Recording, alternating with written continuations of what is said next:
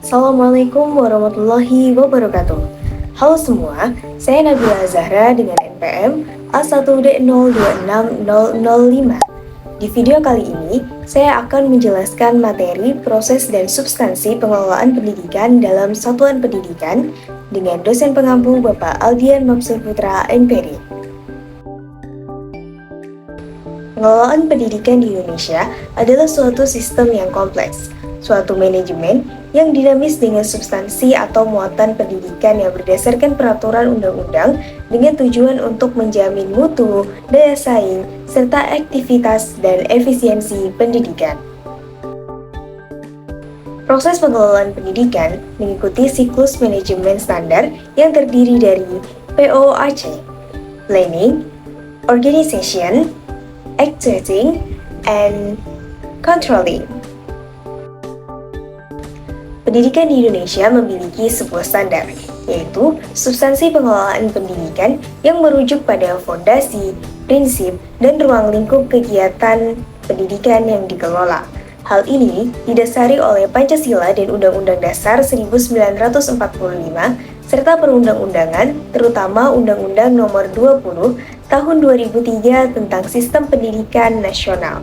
Satuan pendidikan ini dikelola berdasarkan prinsip-prinsip yang memastikan kualitas dan akuntabilitas, yaitu nirlaba, akuntabilitas, penjamin mutu, transparansi, dan akses keadilan. Kemudian, substansi pengelolaan di tingkat satuan pendidikan memiliki ruang lingkup yang sangat komprehensif, meliputi perencanaan program, pengembangan kurikulum, penyelenggaraan pembelajaran, pendayagunaan tenaga didik dan kependidikan, pengelolaan sarana prasarana, penilaian hasil belajar, serta pengendalian dan pelaporan. Selanjutnya, pendidikan di Indonesia memiliki sebuah standar yang disebut SNP, atau Standar Nasional Pendidikan. Ada 8 standar nasional yang harus dipenuhi, yaitu standar isi, proses, kompetensi lulusan, pendidik dan tenaga pendidik, sarana prasarana, pembiayaan, penilaian, dan standar pengelolaan sendiri, yang secara spesifik mengatur perencanaan, pelaksanaan, dan pengawasan kegiatan pendidikan. Dalam pendidikan, substansi pengelolaan juga mencakup siapa saja yang mengelola dan bagaimana wewenang tersebut didistribusikan. Pembagian wewenang ini diantaranya, yang pertama, pemerintahan pusat. Pemerintahan pusat mengelola pendidikan tinggi, pendidikan keagamaan, dan pesantren. Kemudian, pemerintahan provinsi. Pemerintahan provinsi mengelola pendidikan menengah dan pendidikan khusus. Yang ketiga, pemerintahan kabupaten kota. Pemerintahan kabupaten kota mengelola pendidikan anak usia dini dan pendidikan dasar. Yang keempat, desentralisasi asimetris. Pemerintah pusat dapat mengambil alih sementara kewenangan di daerah jika daerah tersebut tidak mampu memenuhi standar pelayanan minimal.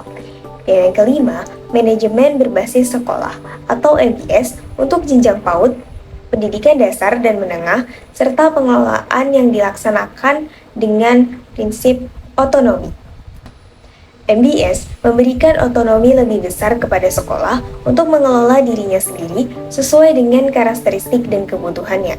Penerapan ini diatur di dalam Permendikbud Nomor 26 Tahun 2025 yang berdasarkan prinsip kemandirian, kemitraan, partisipasi, keterbukaan, dan akuntabilitas.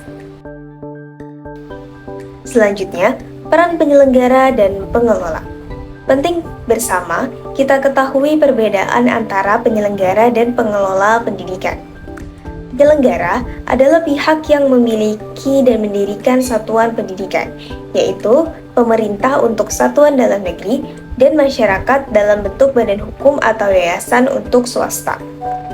Sedangkan pengelolaan adalah pihak yang menjalankan operasional sehari-hari, yaitu kepala sekolah didukung oleh guru, tenaga pendidik, atau komite sekolah. Dengan demikian, dapat bersama kita tarik kesimpulan bahwa proses pengelolaan pendidikan adalah siklus manajemen berupa rencana, pengorganisasian, pelaksanaan, dan evaluasi yang diterapkan pada berbagai aspek operasional. Sedangkan substansi adalah keseluruhan muatan pendidikan berupa kurikulum, pembelajaran, dan sumber daya yang dikelola berdasarkan prinsip-prinsip seperti akuntabilitas dan transparansi dengan pola desentralisasi yang memberikan otonomi lebih besar kepada satuan pendidikan melalui manajemen berbasis sekolah. Demikian video pembelajaran hari ini. Mohon maaf atas kesalahan dan keliruan yang saya sampaikan. Kepada Allah saya mohon ampun. Terima kasih atas perhatiannya. Sampai jumpa. Wassalamualaikum warahmatullahi wabarakatuh.